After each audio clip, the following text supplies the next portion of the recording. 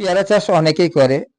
কোন সময় কোন কীটনাশক, কোন ছত্রাকনাশক, মাল্টিভিটামিন কখন দিতে হয় সেটা অনেকেই জানে না। পেয়ারা গাছে ফুল অবস্থায় কি দিতে হয় সেই সম্পর্কে আজকে আলোচনা। এই যে মৌমাছি দেখছেন, মৌমাছি আমাদের খুবই উপকার করে। আপনারা মাথায় রাখবেন, ফুলের সময় কীটনাশক দেবেন না, পরাগণ সাহায্যকারী মৌমাছি মারা যেতে পারে। এর জন্য আপনারা অবশ্যই এই ফুল অবস্থায় কোনো কীটনাশক ব্যবহার করবেন না। ভাবছেন তাহলে কি দেবো? ফুল যাতে সতেজ থাকে, ঝরে না পড়ে, এর জন্য আপনাদেরকে দিতে হবে বোরন। বোরন দেবেন প্রতি লিটার জলে 2 গ্রাম করে 15 দিন অন্তর অন্তর। তাহলেই ফুলগুলো সতেজ এবং সুস্থ থাকবে, পেয়ারাও আপনাদের কাছে বেশি পরিমাণে আসবে। আর দেবেন ছত্রাকনাশক।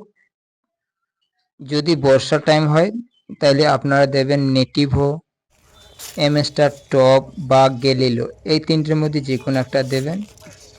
আবহাওয়া যদি ভালো থাকে তাহলে আপনারা অল্প দামের কীটনাশক দেবেন। সেগুলো হচ্ছে বেবিস্টোন, ডাইটন 45, সাপ, এইগুলোর মধ্যে M45 থাকে, ম্যানকোজিব 75, প্রতি লিটার জলে 2 গ্রাম করে।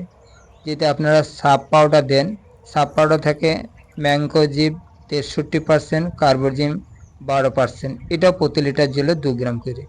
এটা যদি না দেন আপনারা অ্যান্টাকল দিতে পারেন। অ্যান্টাকলে থাকে প্রোবিনের 70%, এটাও প্রতি লিটার জলে 2 গ্রাম করে গাছে স্প্রে করতে পারেন। আর এর সঙ্গে আপনারা জিঙ্ক সালফেট দিতে পারেন।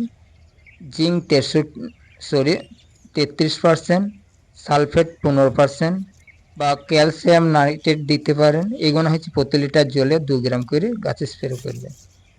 যেগুলো বললাম এগুলোই আপনারা দেবেন।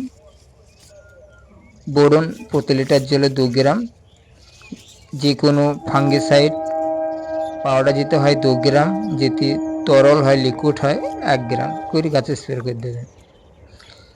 আর পরবর্তী ভিডিও হবে গুটি অবস্থায় আপনারা কোন কীটনাশক বা কোন ছত্রাকনাশক স্প্রে করতে হবে সেই সব বিষয় নিয়ে। ভিডিওটা ভালো লাগলে অবশ্যই ছড়িয়ে দেবেন। আর পেজটি আপনি যদি নতুন হন অবশ্যই সাবস্ক্রাইব করে রাখবেন। ধন্যবাদ। এই বলে আজকে ভিডিও শেষ করলাম।